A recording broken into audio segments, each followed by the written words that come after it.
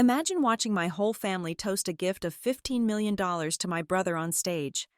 I was the invisible daughter, and with one sentence, I made them realize nothing they had was truly theirs anymore. I waited for the applause to peak, then calmly took the microphone. "You can't give what you don't own, Dad." It was the precise moment the years of calculated betrayal and fraud began to unravel before dozens of witnesses. The stage was set for a lie 30 years in the making. The ballroom of the Copley Plaza Hotel in downtown Boston gleamed, a testament to the fabricated success of the Lane family. Crystal chandeliers poured shimmering light onto the 120 impeccably dressed guests, investors, partners, local press, and family friends, all gathered to celebrate the 30th anniversary of Lane Horizon Resorts. The air was thick with the scent of expensive perfume, rich food, and soaring ambition. I am Nyla Powers, and at 34 years old, I am an expert in forensic analytics at Aurora Forensic Analytics, a job that requires me to see beyond the surface, beyond the glossy 800-page annual reports, and into the raw data of deception.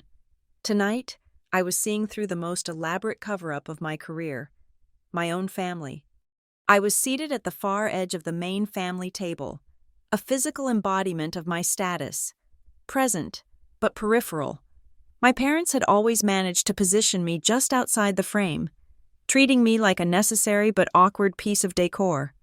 My father, Gregory Lane, a man born to hold a microphone, was now standing on the raised podium.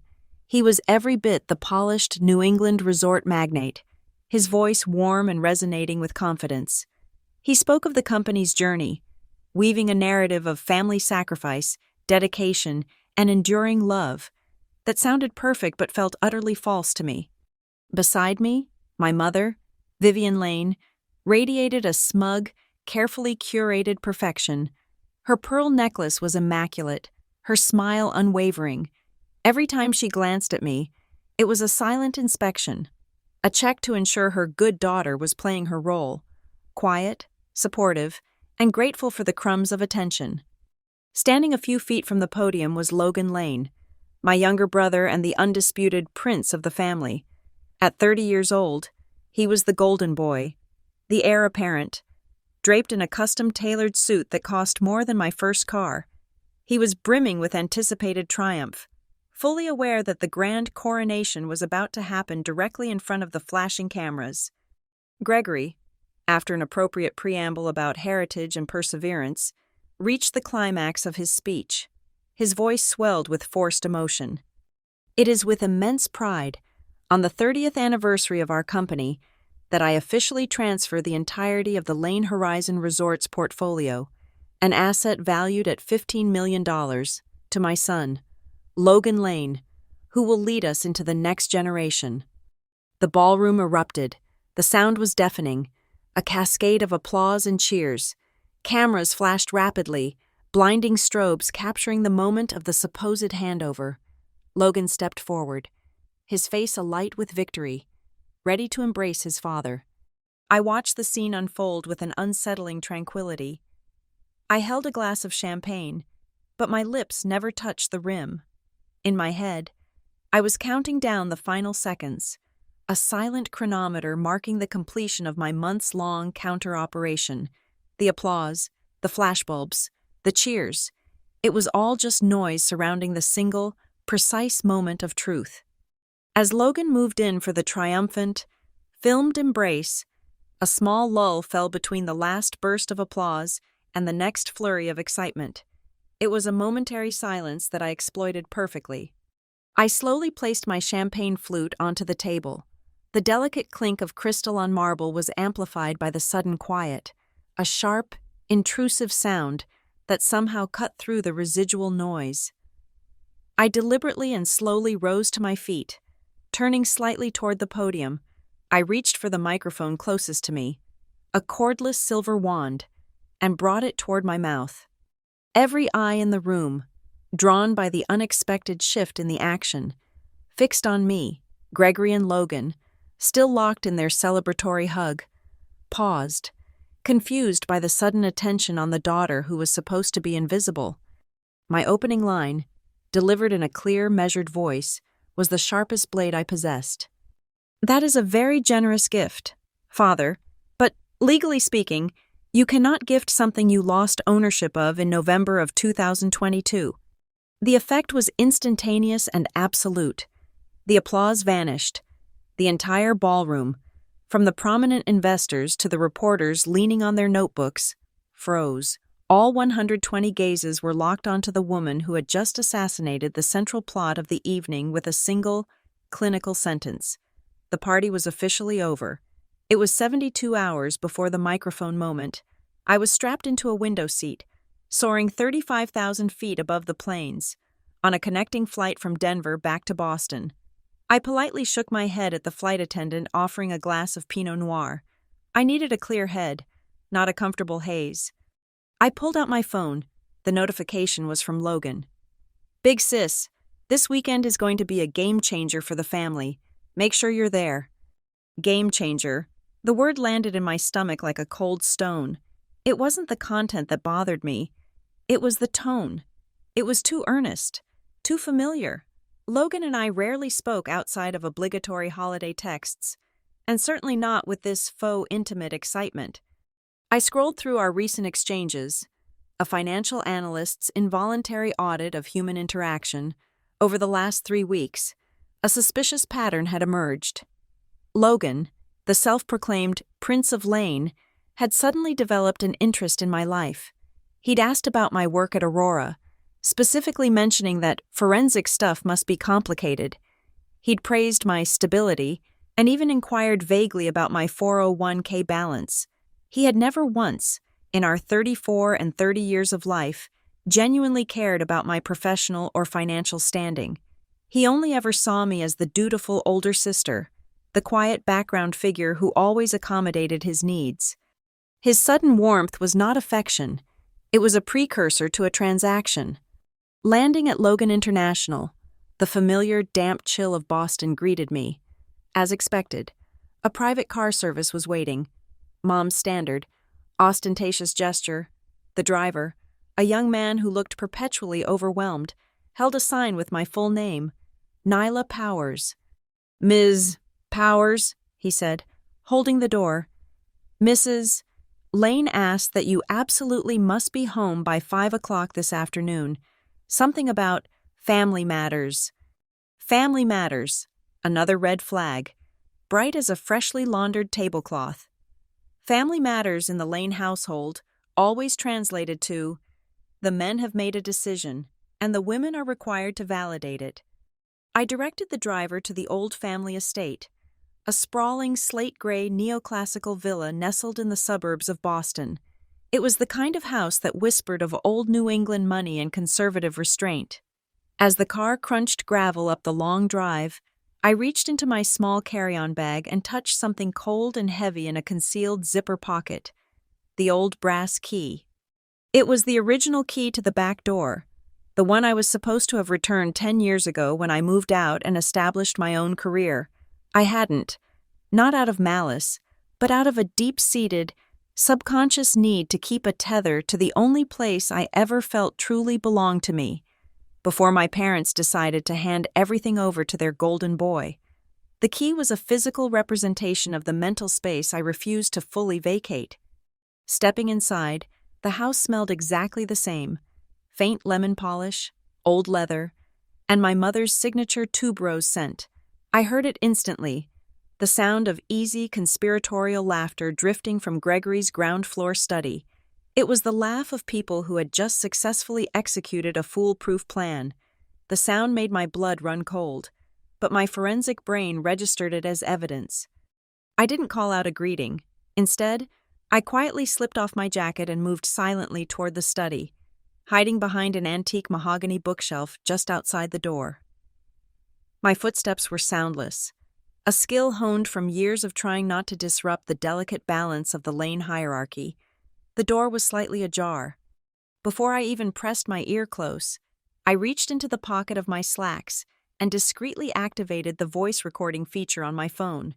It was an involuntary reflex, born from years spent documenting financial fraud.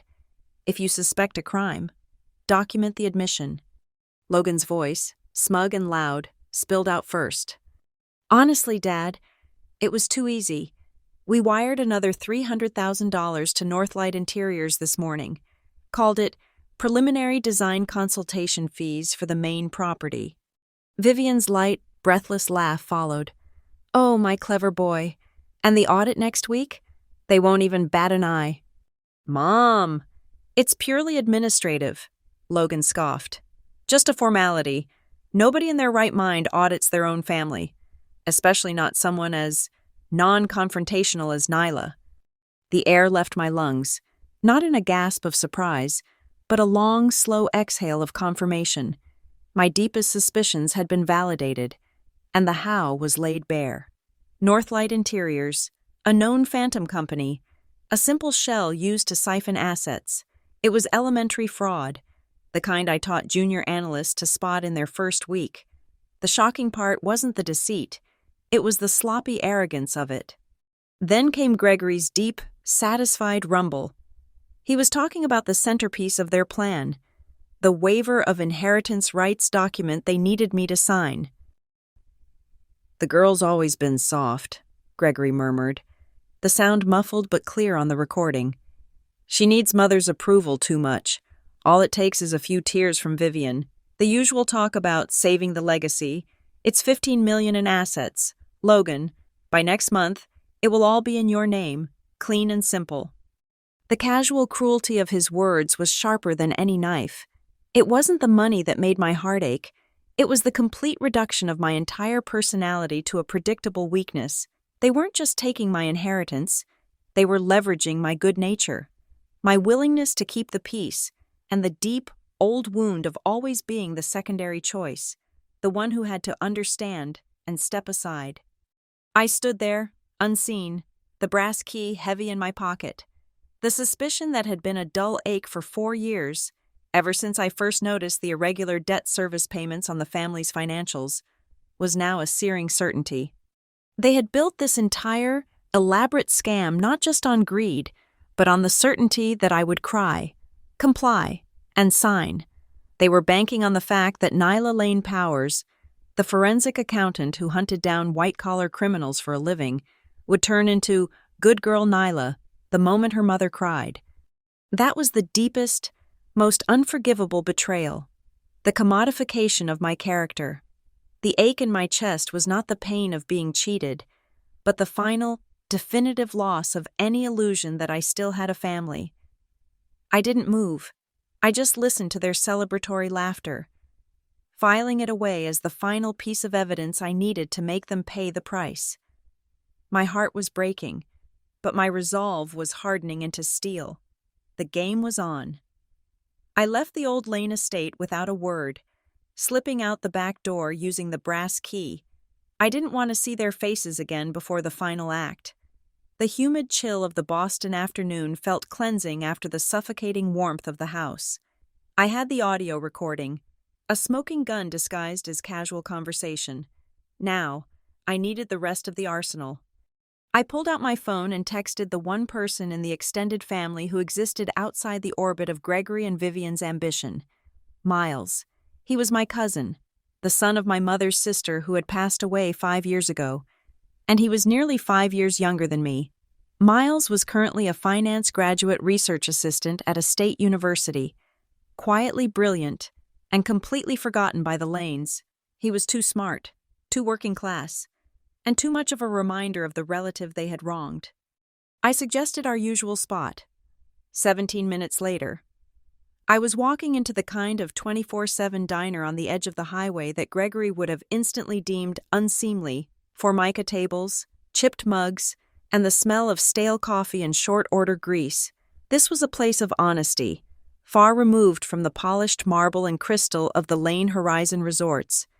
Miles was already in a booth, hunched over, looking exhausted from his studies.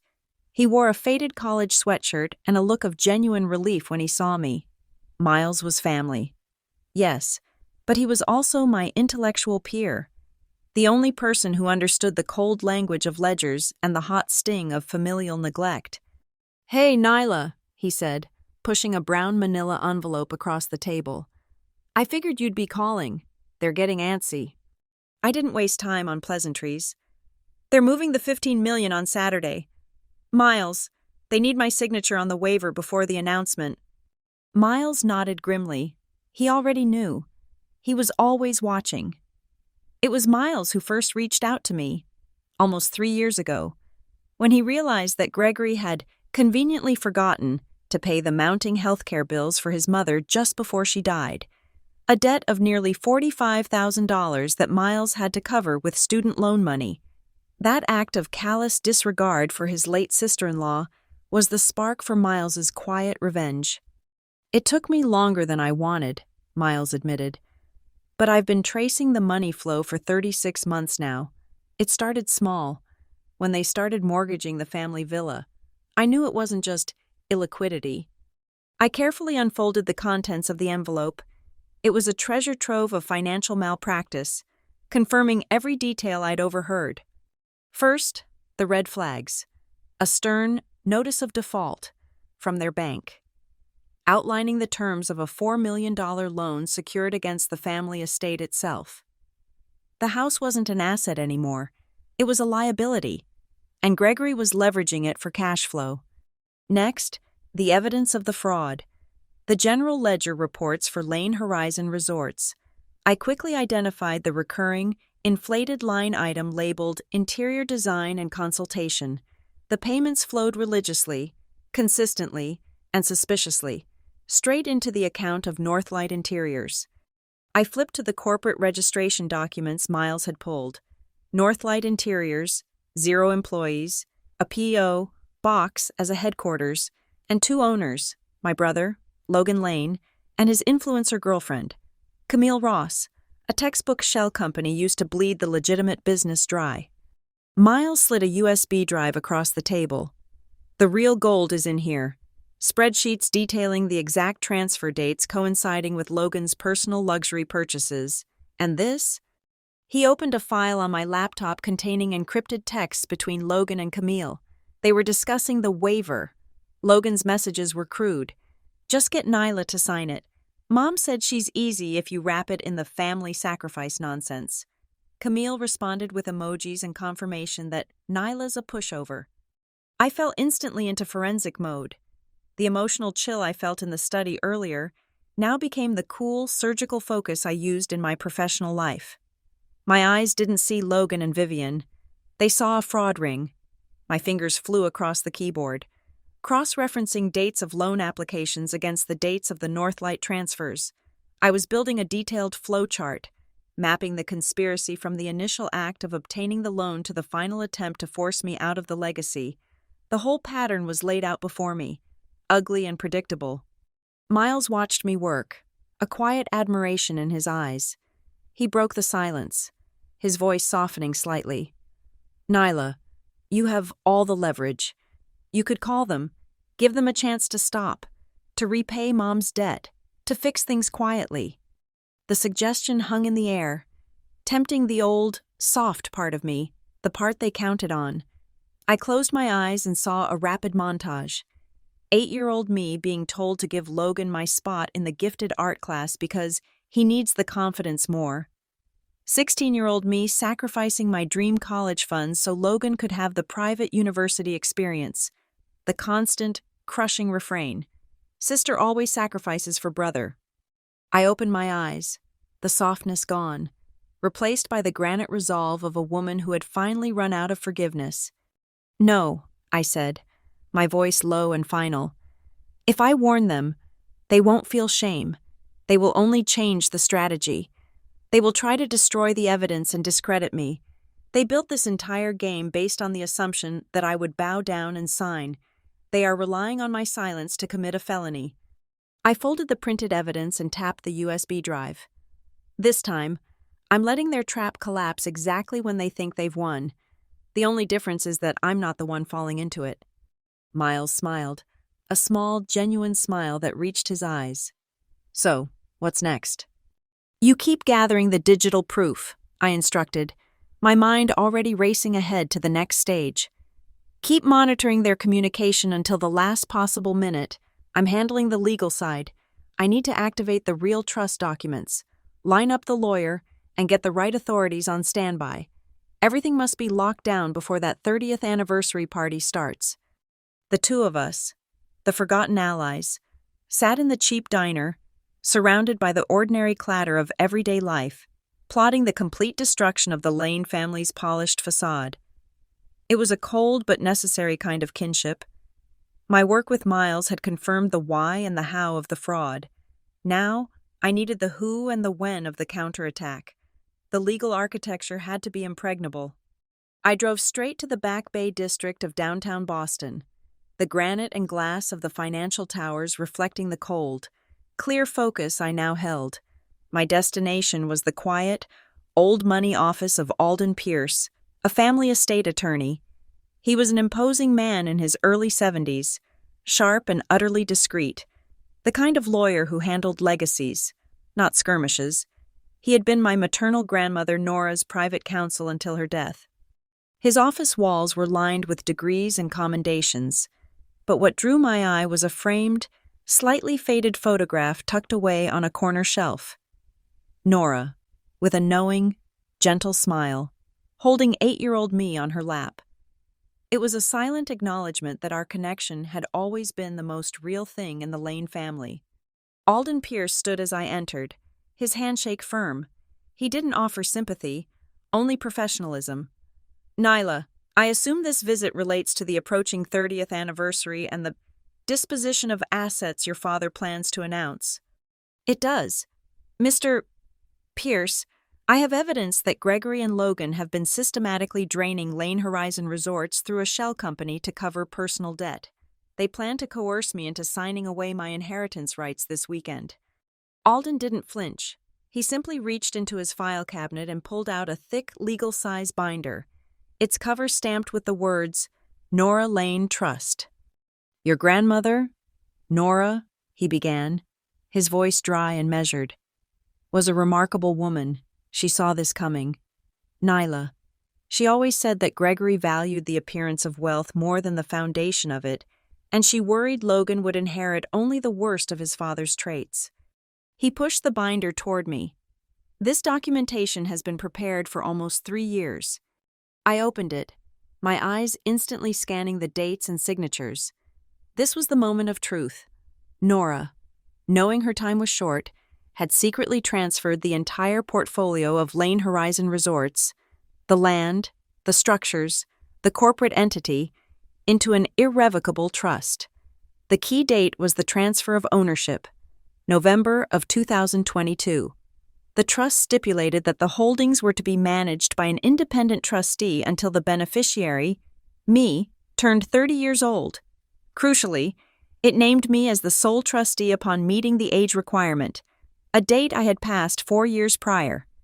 A chilling realization hit me as I looked at the date of the asset transfer. The November 22nd entry. That was the exact week Gregory had been conspicuously absent from the hospital, claiming urgent corporate business, while his mother was actively dying. The truth slammed into me. He wasn't busy with business. He was likely in this very office, desperately trying to convince Nora to change the trust documents, and she had refused. Alden then gestured toward a small monitor. Nora also insisted on this. He played a short video clip. Nora, looking frail but utterly lucid, was sitting in a chair, facing the camera. Alden's voice confirmed the date and time, affirming her cognitive capacity. "I am creating this trust." Nora spoke directly to the lens, her voice surprisingly steady. "Because my son, Gregory, has lost his way. He prioritizes facade over integrity. My grandson, Logan, is too much his father's son. I want the key to the family legacy held by the one they always overlook, Nyla. She is the keeper of the books, and she is the one who understands that honor must be counted first." The video ended. The weight of Nora's faith, and the confirmation of my parents' deceit, settled heavily on my shoulders. I was not alone in seeing their true nature. Gregory has had no legal right to transfer or gift any resort property for over 3 years, I summarized, my voice strictly professional. He has been managing assets he no longer owns, under the false pretense of ownership. Precisely, Alden confirmed. He is, legally speaking, only an unauthorized operator. I need 2 things. Alden. 1. Cross-check the land registry office one last time. I need absolute 100% confirmation that every single resort property is listed under the Nora Lane Trust and not Gregory's name. Consider it done. 2. The fraud. Their actions, the sham company, the siphoning of Lane Horizon funds, are criminal. This goes beyond probate dispute. I immediately used Alden's secure line to contact Special Agent Rivera at the fictional Federal Financial Investigation Bureau. I had worked with Rivera on a complex money laundering case 2 years ago. She respected my methods and my judgment. I discreetly sent Rivera the preliminary report based on Miles's data, highlighting the regular, non-business-related transfers to Northlight Interiors. Rivera called back promptly. Nyla, this is solid preliminary evidence of wire fraud and potential misuse of corporate funds. We can open an official case and secure a temporary freeze order on all accounts associated with Lane Horizon and Northlight Interiors immediately. She paused, her tone serious. But understand this. If you pull this trigger, there is no turning back. This is no longer a family squabble. This is a federal financial crime investigation. Your father will face ruin, legally and financially. I understand, Agent Rivera, I said, signing the electronic cooperation agreement. They made this choice when they planned to use my quiet compliance to commit their crime. They built the stage. I'm just choosing the final curtain call. My plan crystallized in my mind. The asset freeze and the official declaration of the trust had to happen during the party. I would time the activation of the freeze order to coincide with Gregory's announcement, ensuring the consequences landed right in front of the audience he most cared about, the investors and the press. As I gathered the trust documents, Alden handed me a small, sealed, hand-addressed envelope. Nora gave me this to deliver to you the day you decided to confront them. She knew you would. Inside were a few lines written in Nora's elegant, familiar script. My dearest girl, never let them shrink you just because they are afraid of your power. That simple sentence, penned by the only person who had ever truly seen me, cemented my resolve. This wasn't just about reclaiming a legacy. It was about honoring the memory of the woman who understood that the quiet one often holds the greatest strength. I left Alden's office, the weight of the trust documents feeling less like a burden and more like the only weapon I needed for the final battle. The sun was dipping below the horizon, casting long, dramatic shadows across the dining room of the old villa. The evening before the 30th anniversary gala felt less like a family dinner and more like a final dress rehearsal for a play I was reluctantly cast in. Vivian had outdone herself. The long mahogany table was set with Nora's heirloom silver, crystal goblets, and tall, elegant candles that shed soft, deceptive light. There was a perfectly roasted leg of lamb, a bottle of expensive Bordeaux, and the insistent, almost suffocating air of forced domestic bliss. Everything was meticulously calibrated by Vivian to telegraph one message. We are a unified, loving family on the cusp of a great success. I played my role perfectly. I was quiet, slightly withdrawn, exuding the air of a woman overwhelmed by her career and relieved to be home, but also appropriately sad. Sad enough to be vulnerable, not sad enough to be angry. Vivian waited until Gregory was chatting with Logan about logistics and the timing of the champagne toast the next day. She put her hand on my arm, a gesture that had always felt less like a touch and more like a possessive clamp, and steered me into the kitchen, away from the men. The kitchen, usually the nerve center of the house, was unnaturally quiet, prepped for the cleanup crew. This was Vivian's solo stage. Nyla, honey, she began, her voice immediately dropping into the soft, trembling register I knew as her financial distress voice. I can't tell you how much this means to your father and Logan. She squeezed my hands tightly, her eyes welling up exactly on cue. The famous Vivian Lane Waterworks. I let her hold me, registering the heat of her grip. Inside, I was counting the seconds until the inevitable emotional pitch. "The company, darling," she whispered, leaning in conspiratorially. "It's under so much pressure. You know your father. He worries. The banks, they're pushing us on that loan. You know, the one for the new acquisitions. We're talking about $4 million in debt service alone this quarter." She exaggerated the number with a catch in her voice. She rattled through the usual manipulative checklist. Logan was buckling under the responsibility, trying to save the whole empire. Gregory's heart was fragile. "You saw how tired he looked, didn't you, Nyla?" Then came the centerpiece of the performance, the waiver. "The lawyers explained it to Gregory," she murmured, tears now finally tracing a perfect path down her cheek. "The transfer to Logan needs to be completely clean. If you sign the waiver, if you renounce your claim on the Lane Horizon assets, it shows the banks were streamlined. It's a noble, selfless act." She looked straight into my eyes, her expression a masterwork of maternal plea. "You don't need these resorts, Nyla. You have your brilliant career at Aurora, making more than enough money. You're independent. Please, let Logan carry the family. He's all Gregory has left to carry on the name." The familiar speech, honed over decades, was designed to trigger the old guilt, the constant need for parental approval. For a fleeting second, the old Nyla, the one who craved her mother's simple, honest love, felt a twinge of the desire to give in, just to end the internal struggle. It was in that precise, fragile moment that Miles executed his part of the plan. He strode purposefully across the kitchen entrance, carrying a glass of water, acting as though he was completely unaware of our intense conversation. He didn't make eye contact, but as he passed, he held his phone just so. The screen was facing me, open to a recent text message. It was from Vivian to Logan, sent just 2 hours before dinner. The blue light of the screen was jarring against the soft candlelight. The message read, "She's soft, Logan, a few tears, and she'll cave. She always does. Just be ready with the papers tomorrow." In that fraction of a second, the last tether snapped.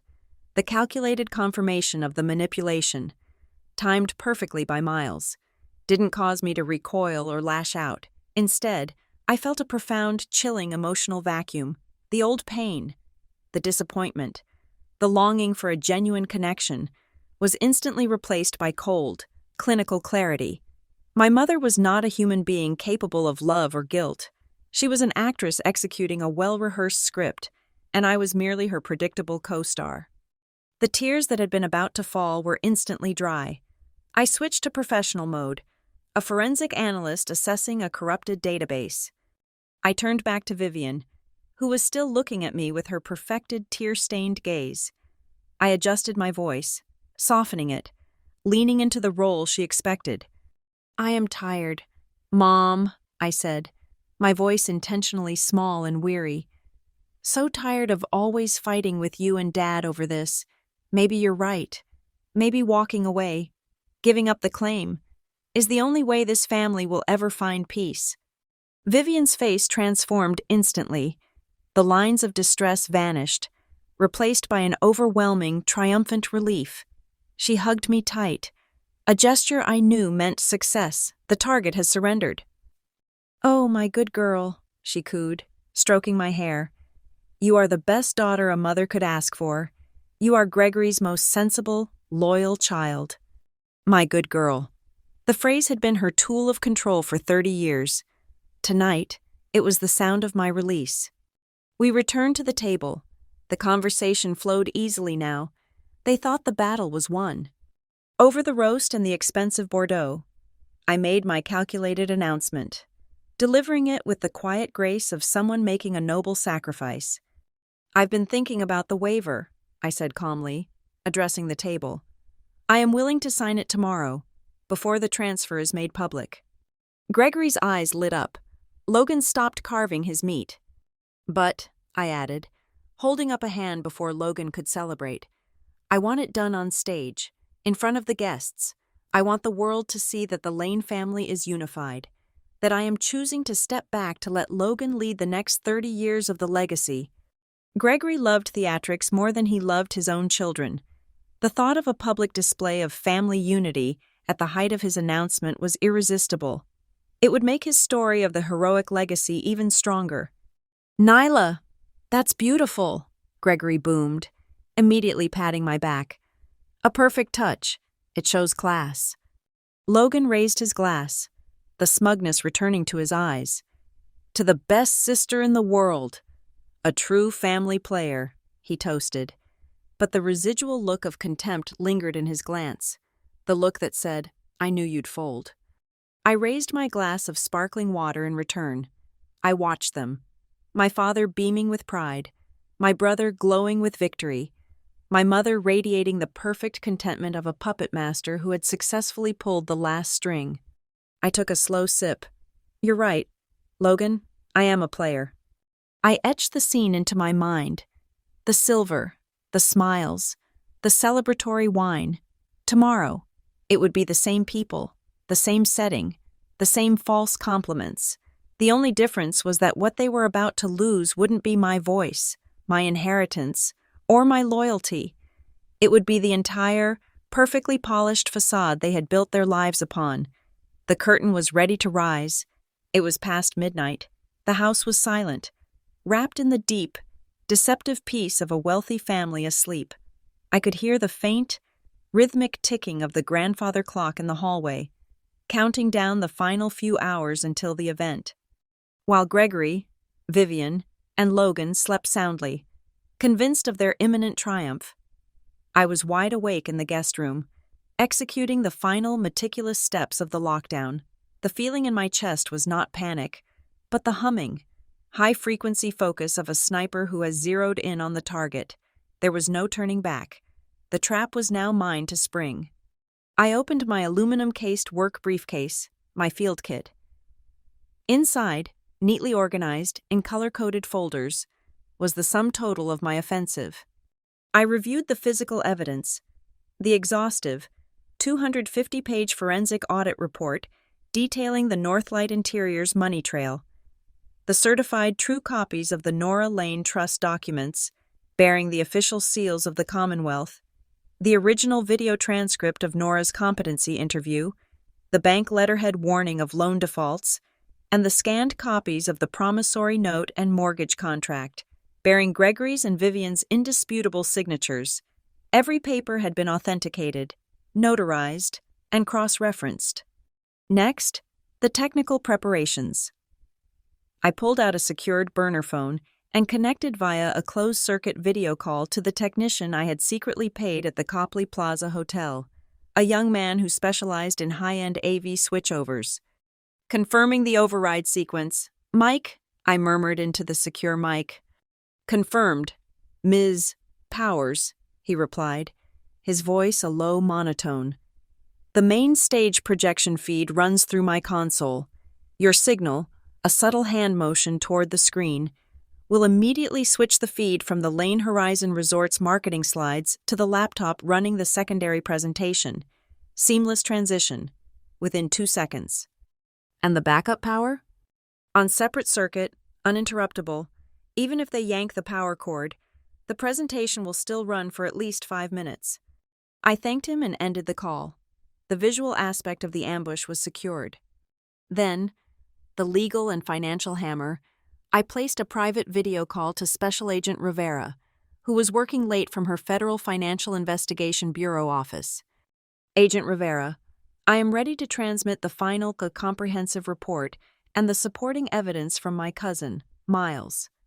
Rivera's face on the screen was shadowed, but serious. "Our legal team has reviewed the initial findings, the evidence of fraud against the corporation for personal gain, and the consistent misrepresentation of assets is compelling. We are prepared to issue the temporary freeze order on all accounts associated with Lane Horizon Resorts and Northlight Interiors." "And the timing?" I pressed. Timing was everything. "The activation command will be entered 15 minutes after we receive your final, authenticated email package. That window allows us to ensure the judicial order is formally lodged in the system before the banks begin processing transactions first thing in the morning. Once lodged, all linked accounts are immediately frozen pending investigation. I looked at the pre-drafted email on my laptop screen. It was addressed to Rivera and copied to Alden Pierce. The subject line was simply, "Final Audit Report and Activation Notice." Attached were the 300 megabytes of data Miles and I had compiled. I checked the clock. 1:27 a.m. Gregory was set to speak at roughly 10:30 a.m. I calculated the exact send time, allowing for a small buffer, that would ensure the freeze order hit the banking system right as the applause for the $15 million announcement peaked. I placed my hand over the mouse, hovering over the Schedule Send button, then paused and pulled back. I wasn't scheduling the send. I would do it manually to account for any last-minute delays at the hotel. But the timing was set in my head. The financial collapse would be synchronous with the ceremonial gift. Next, a quick check-in with Alden Pierce via encrypted text. Everything secured for tomorrow. Alden? His reply was instantaneous. All land registry and trust documents have been flagged internally.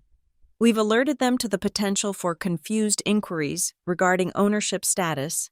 Any guest, any lawyer, or any journalist who checks the public record will confirm the Nora Lane Trust as the sole owner. Effective November 2022. The paper trail is sealed. Finally, Miles. We were communicating through an end-to-end encrypted app. Miles, I typed, finalizing the stage setup. Check. My software is installed on the venue's AV laptop. It's set to automatically record and upload all audio and video captured by the ballroom's house microphones and cameras to a secured cloud server. Even if they cut the main feed, the evidence is backed up. I'm providing an automated, off-site witness. Brilliant, I replied. You're the insurance policy. I closed the laptop. The chessboard was set. Every piece was in position. Every legal, financial, and technical angle was covered. I had transformed from the docile daughter into a methodical investigator, using the very systems my father prided himself on to dismantle his empire. I walked to the French doors and looked out into the garden, illuminated faintly by the amber streetlights. The silence was heavy. The only time the house had ever felt truly safe was when I was a child, and my grandmother Nora was alive. I remembered being 12 years old, winning a regional science fair, only for my mother to gently, but firmly, insist I decline the state competition. Logan feels left behind. Nyla, you need to pull back a little. It's important he doesn't feel lesser. The memory didn't hurt anymore. It was just a cold, hard data point in the long history of their manipulation. Standing there alone, I finally addressed the question that had plagued me for weeks. The faint echo of the good girl. Am I going too far? I looked out at the darkness and answered my own reflection. If I stay silent tonight, what do they do next? They would use the $15 million to dig themselves deeper into debt. They would continue to victimize Miles, and they would certainly find another way to use me, or anyone else, as a stepping stone. If I remained silent, they would destroy more than just themselves. My silence was the very thing they were counting on. My voice, used at the precise moment of their perceived victory, was the only antidote. I sealed the briefcase, double-checking the locks. I placed it right next to the door. I wouldn't leave it in the house to be misplaced. I would carry my own weapon. I lay down, not to sleep, but to wait for the morning light. I wasn't fleeing. I was preparing to walk out of the house with all the evidence I needed to survive the inevitable explosion. The grand ballroom of the Copley Plaza was a cathedral of ostentation that morning. Every detail screamed success. A huge backdrop bore the polished brass logo of Lane Horizon Resorts, and beneath it, the event's hashtag glittered. Crystal chandeliers blazed, throwing bright, unforgiving light onto the 120-plus guests milling around, all sharp suits and designer dresses. The veneer of perfection was palpable, but beneath my calm exterior, I felt the sharp, focused tension of a wire pulled taut.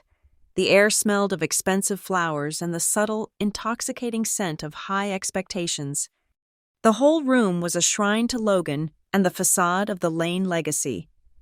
Framed photographs lined the entrance, depicting the family journey.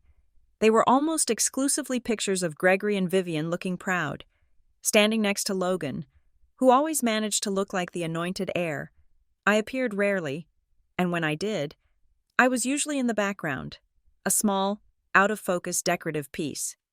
Vivian, elegant in a tailored silk suit, was making her rounds, her voice dripping with artificial sweetness as she greeted various investors. She was the conductor of this symphony of deception. She repeatedly introduced Logan to key financial figures as the new face of the Lane Resort conglomerate, polishing his mediocre achievements into gold-plated accomplishments. Gregory, meanwhile, was sequestered near the corner, giving a calculatedly vague interview to a local business journalist. He spoke in hushed, meaningful tones about the next generation of stewardship and hinted at a major announcement that would mark the true climax of the ceremony. He was laying the groundwork, ensuring maximum press coverage for his theatrical handover. By the champagne tower, Logan was posing with Camille Ross, his influencer girlfriend. Camille, camera-ready and utterly oblivious to the depth of the fraud, was live-streaming the scene to her hundreds of thousands of followers. She was gushing about a life-altering financial milestone for Logan, deliberately fueling speculation and elevating his public profile just hours before he was supposed to sign his name onto a sinking ship. I walked into the room carrying my small, black briefcase, the one containing the complete history of their crimes. I was dressed simply but impeccably in a fitted black sheath dress. I didn't try to compete with the room's flashiness. I was dressed like a professional, not a socialite, to anyone watching. I was just a quiet guest, perhaps an auditor who came to show family support. But for Miles, I was the sole target of his surveillance, hidden discreetly in the dimly lit technical booth near the rear exit, wearing a baseball cap and posing as a catering intern. He had my every move logged, his camera, linked to his laptop, tracked my entrance, storing every blink and every expression, ready to capture the moment of collapse. As I took my designated seat at the far end of the family's reserved table, Vivian rushed over, her face a mask of strained composure. She pulled me into a remote corner behind a large floral arrangement. "Nyla, honey," she whispered, her smile tight. "Just a reminder. Remember what we talked about last night? When your father makes the announcement, please, no frowns, no sharp expressions. Today is about Logan. Don't spoil his big day." It was the same instruction I had received since I was a child. Prioritize Logan, be small, be silent. The difference this time was my reaction. I didn't feel the familiar sting of injustice. I felt only the cold, detached amusement of an actor being reminded of a line she knew better than the director. I simply smiled, a genuine, small upturn of my lips that she mistook for compliance, and nodded. "Understood, Mom. Everything will be perfect." Vivian looked relieved, mistaking my calm for surrender, and hurried back to her hosting duties. I glanced down at my secured phone. A silent notification flashed across the screen. Email sent. 10:22 a.m. My final comprehensive report and the evidence package had just been delivered to Special Agent Rivera. The clock was ticking. In approximately 13 minutes, the temporary federal freeze order would be formally lodged with the banks and financial clearinghouses. Only I knew that the financial ground beneath the Lane family was about to turn to liquid. The lights in the ballroom dimmed slightly.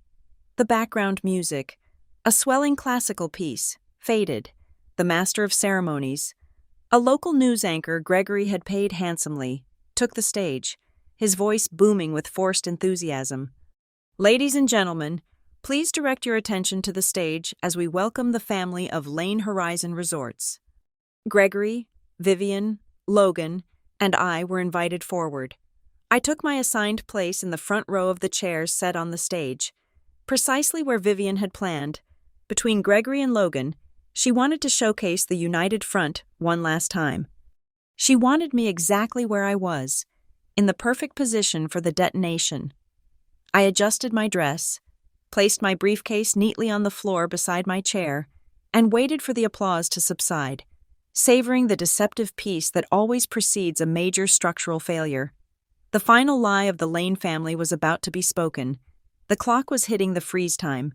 The atmosphere on stage was thick with anticipation. Gregory Lane, standing tall at the podium, began his speech, his voice resonant and perfectly pitched for the microphones. He waxed lyrical about the journey of Lane Horizon Resorts, starting with a nostalgic tale of the first property, a small fishing lodge in Maine. He spoke of hard work and sacrifice, mentioning the cold winters and the nights the whole family stayed up to ensure the guests were comfortable. He skillfully edited history, conveniently glossing over the fact that in those early lean years, I was the one handling the books, often working for 80 hours a week, while Logan was still in college, barely showing up for a summer job.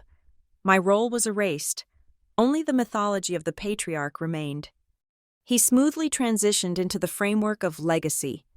After 30 years of building this empire, Gregory announced, his chest swelling with pride, it is time to ensure its future. It is time for the next generation. I am so proud to have a son, a man who carries the Lane bloodline with such distinction and business acumen, ready to take the helm and steer us toward the next 3 decades of success. He paused for dramatic effect, leaning into the crowd. Not a single word about my professional expertise or my role as the actual custodian of the family's financial stability. The implication was clear. Logan was the capable heir. I was the superfluous daughter. Finally, the moment arrived. Gregory raised his hands high in the air, his voice hitting a powerful climax. It is my great joy and privilege tonight to formally gift the entire Lane Horizon Resorts portfolio, a valuation of $15 million, to my son, Logan Lane. Logan strode forward, a conquering hero in his expensive suit. He embraced Gregory in a powerful, staged hug. The sound of applause exploded across the ballroom. Photographers surged forward, capturing the perfect image of the handover. Camille, still filming, shrieked, "Speech, speech!" creating a chaotic sound wall of celebration. I glanced down at the sleek black watch on my wrist. The time the federal freeze order was set to be logged into the banking system had passed 3 minutes ago. Amid the sound of cheering, I noticed it. A small, almost imperceptible tremor of distraction spreading across the front tables. Several guests, high-powered investors and corporate lawyers, discreetly checked their phones, their expressions shifting from pleased indulgence to sudden, sharp confusion. They were receiving banking alerts, small vibrations of a system reacting to a massive, coordinated financial lockdown. They didn't know what it meant yet, but they knew something was wrong. Logan was turning to accept the microphone. This was my moment. I stood up, keeping the professional, polite smile firmly in place. I reached for the spare microphone, placing myself perfectly between Logan and Gregory. My movements were slow, measured, and deliberate, a calm intrusion into their joyous chaos. "That's a very generous gift, Dad," I began, my voice perfectly pitched, clear, and carrying across the stunned silence that followed my abrupt intervention. The applause had died instantly. The MC looked utterly bewildered. The business journalist who had been preparing his headline about Logan's triumph now frantically spun his camera to focus on me.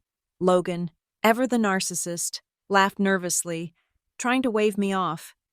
"Oh, Nyla, always with the auditor jokes," Logan chuckled, forcing a bright, brittle sound. "Let's save the tax talk for Monday. Okay, sis?" I didn't blink. I kept my gaze fixed on Gregory, letting the silence expand until it was unbearable. "I'm afraid this isn't a joke. Logan," I continued, my voice now dropping to a tone that was authoritative and utterly emotionless. "The truth is, Father, you cannot legally gift what you no longer own. You lost ownership of Lane Horizon Resorts in November of 2022. I placed my briefcase onto the small pedestal table near the podium. The click of the metal latches, sharp and final, echoed through the amplified microphones. I withdrew the thickest file, the one bearing the title, Nora Lane Trust. The papers, with their official red and blue seals, caught the bright spotlight as I spread them onto the table. I didn't need to shout. The silence was louder than any scream. On November the 22nd, 2022, all assets, without exception, were transferred into the Nora Lane Trust. I am the sole, legally designated trustee, I stated, clearly reading the document number and the legal description. This is not privileged information. Any guest with a smartphone can confirm this publicly filed deed at the County Land Registry office right now. I could see Gregory's face draining of color, replaced by a mottled, angry red. He lunged forward, trying to grab the microphone back. "This is insane. Nyla, stop this. That document is invalid. Your grandmother—" "No, Dad," I cut him off, my voice gaining volume but losing none of its control. "The document is valid, and since you're now claiming legal incompetence on the part of the original owner, I think we should let Nora speak for herself." I gave a fractional nod toward the technical booth. My prearranged signal, Mike, the AV technician, instantly switched the presentation feed.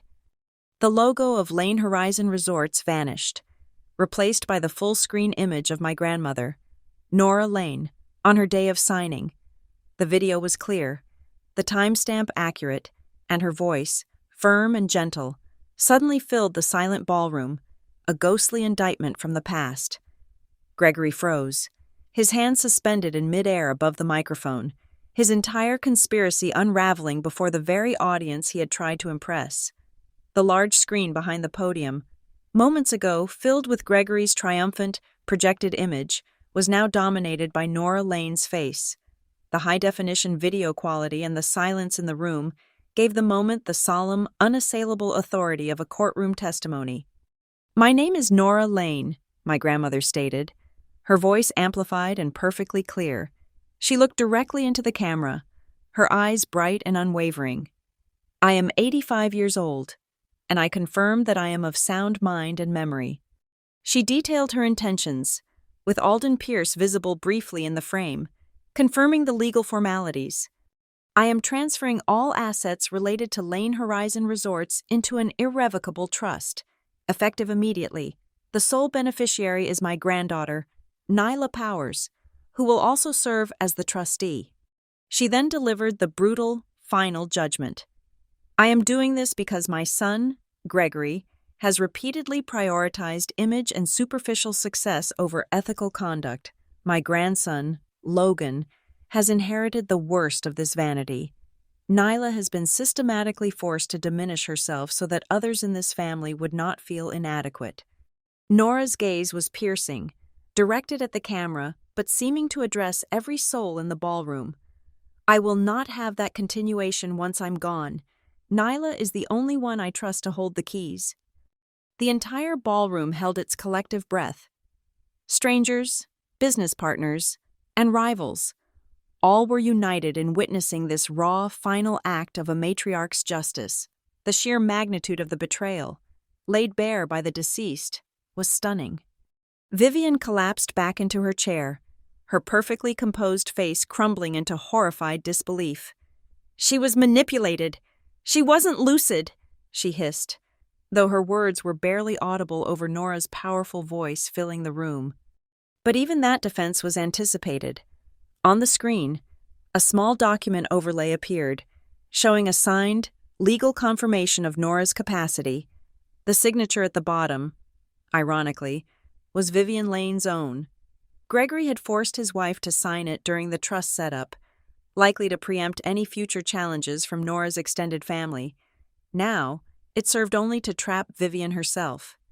At that exact moment, the chain reaction I had set in motion hit full force. Logan, still reeling from the video, frantically pulled out his phone, ready to call his bank or his lawyers to somehow prove the trust was invalid. He was met not with dial tones, but a screen full of flashing red notifications. Transaction rejected. Account access restricted, and the most damning. Temporary account freeze due to ongoing investigation. His private banking application was locked.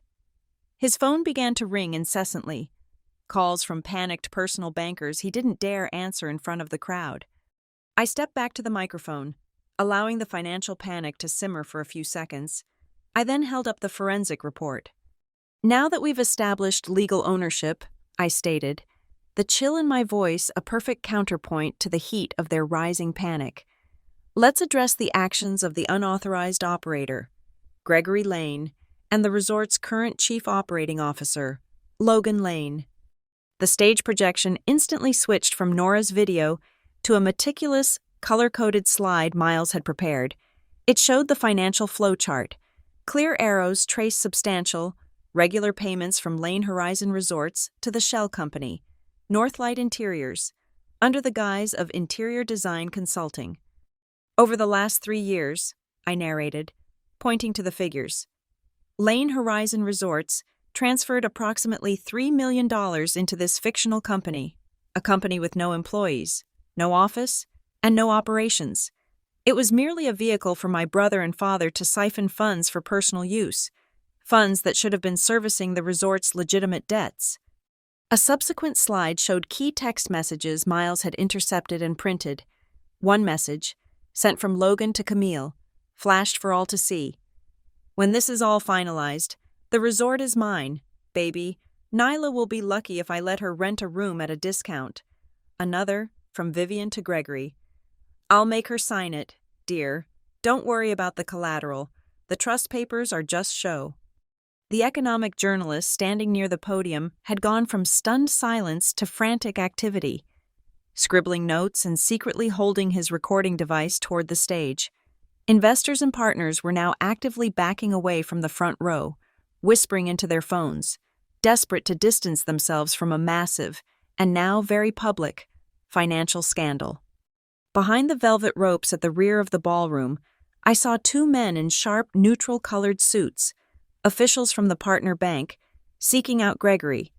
Miles, discreetly filming the interaction, captured the moment they handed Gregory a formal notification. The document confirmed the acceleration of the outstanding loan and the immediate retraction of all credit facilities due to confirmed evidence of fraudulent use of corporate assets. Gregory's mouth opened, but no sound came out. He looked like a puppet whose strings had been cut.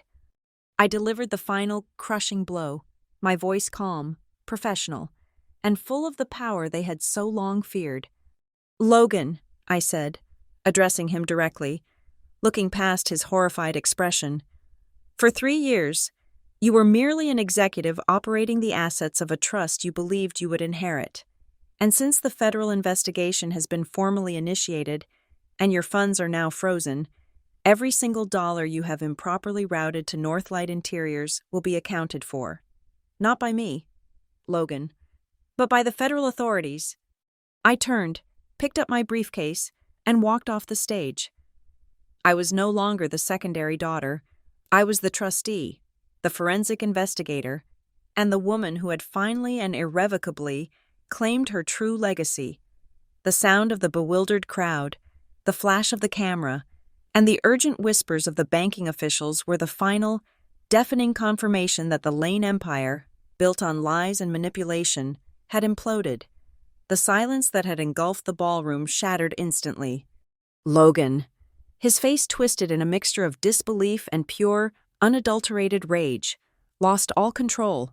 He snarled, dropping the dead microphone, and lunged toward the table where I stood, intending to snatch the stack of Nora Lane Trust documents.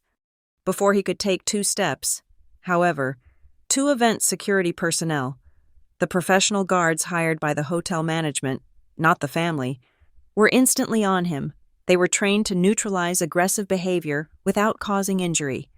They restrained Logan, pinning his arms to his sides and steering him away from the stage perimeter. The entire embarrassing spectacle of his physical outburst was contained and documented, preventing any actual violence but cementing the image of a defeated, desperate man. Gregory, meanwhile, tried the only tactic he had left: bluster and PR control. He grabbed the microphone I had left on the podium, his voice shaking but trying to sound confident. "This is nothing more than a private family misunderstanding," he shouted, his gaze desperately sweeping across the tables of investors. "A temporary legal challenge. We will resolve this internally. Lane Horizon Resorts operates as normal. But the financial system was already speaking louder than Gregory. Across the room, guests were receiving calls. The partner banks, having received the federal freeze order and the preliminary fraud report, were initiating their own safety protocols. I saw two lawyers from the largest investment group, their faces grim, taking urgent calls while shaking their heads. They weren't waiting for a resolution. They were being informed that all lines of credit, all future deals, and all standing contracts with Lane Horizon Resorts were immediately suspended pending the outcome of the federal fraud investigation. Gregory's empire wasn't just under attack. It was being systematically quarantined. Vivian, utterly broken, slid from her chair to the floor, oblivious to her ruined dress. She scrambled toward me, clutching the fabric of my skirt. She wasn't the controlling matriarch anymore. She was just a terrified woman facing destitution. Nyla, please, stop this. For the family. For your father's heart. Your blood. Your family. Her voice was a cracked, desperate plea, using the very word that had been weaponized against me for decades. I looked down at her, the final, painful connections severing completely. The word family held no meaning anymore. It was just a hollow sound, a convenient justification for exploitation. I am not destroying the family, Mom, I stated, my voice measured and caring across the stunned silence of the crowd. I am simply shining a light on what this family chose to do, to me, to Miles, and to Grandmother's legacy. This whole thing was built on the assumption that I would sacrifice myself to cover up your crimes. I took a deliberate step back, removing myself from her desperate grasp. From this moment forward, everyone here must face the consequences of the papers they signed. That is justice, not destruction.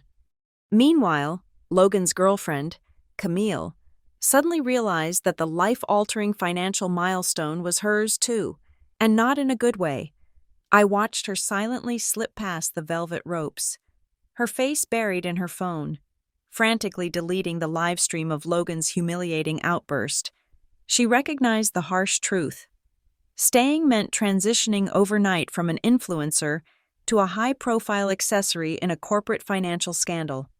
The economic journalist pushed through the remaining few guests, approaching me with his notepad ready.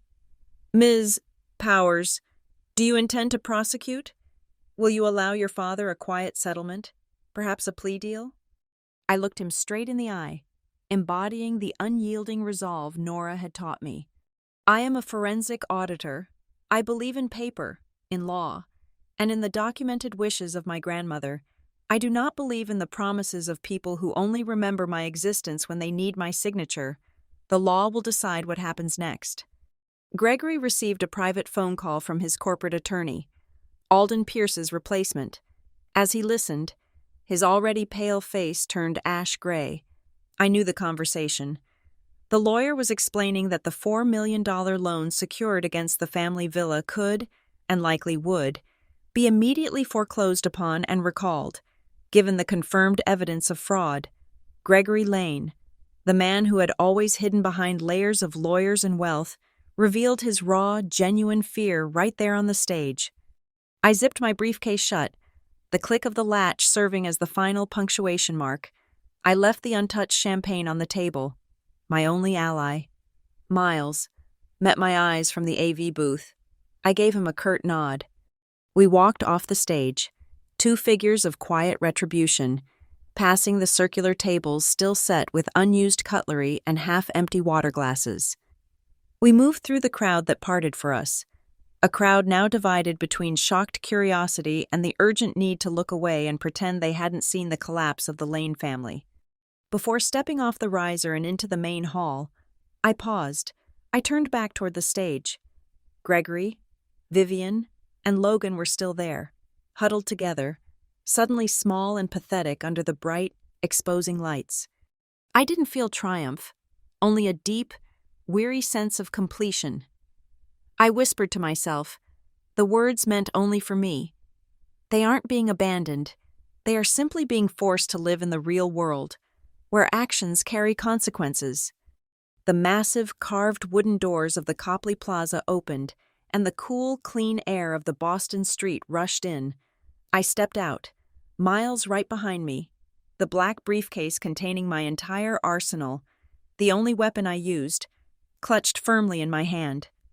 We climbed into the waiting car, leaving behind a family stripped of its illusions of power, already facing a future that they had never once accounted for.